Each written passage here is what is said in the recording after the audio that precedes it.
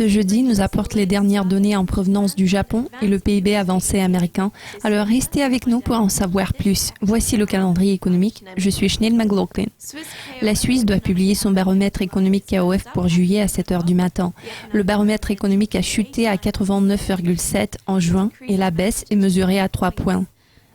L'Allemagne va publier son rapport sur l'emploi pour juillet peu avant 8 heures. Le nombre de chômeurs a diminué d'une mille en juin, atteignant le plus bas niveau en plus de 20 ans. Quelques moteurs potentiels du billet vert seront disponibles à 12h30 GMT, y compris le PIB avancé pour le deuxième trimestre, qui est de haute importance.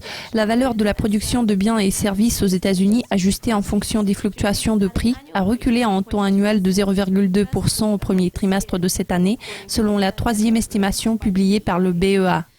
Les demandes d'assurance chômage de la semaine précédente sont une autre publication prévue à cette heure-ci.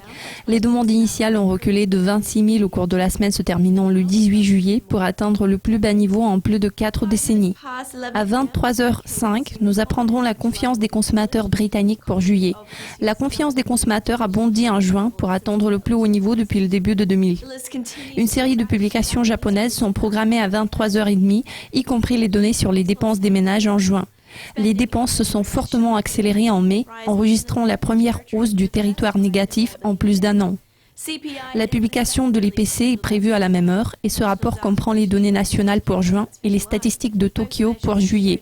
Ces deux mesures ont montré un ralentissement de l'inflation dans le rapport précédent et cette tendance devrait se poursuivre cette fois-ci.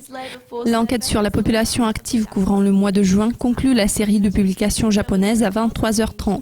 Le taux de chômage est resté inchangé en mai, mais la tendance générale observée au cours des dernières années a été à la baisse. La Nouvelle-Zélande va publier la confiance des entreprises pour juillet à 1 h du matin. La confiance a glissé dans le rouge en juin et c'était la première lecture négative depuis le tremblement de terre de Christchurch. L'indice des prix à la production australien du deuxième trimestre sera disponible une demi-heure plus tard. Les prix à la production ont progressé au cours des 3 trimestres consécutifs. Enfin, les mises en chantier japonaises pour juin seront disponibles à 5 h du matin. Les mises en chantier ont fortement progressé en mai, en hausse de 0,4% par rapport aux chiffres du mois précédent. Cela conclut le calendrier économique pour jeudi. Demain, nous vous présenterons le prochain rapport et pour l'instant, au revoir.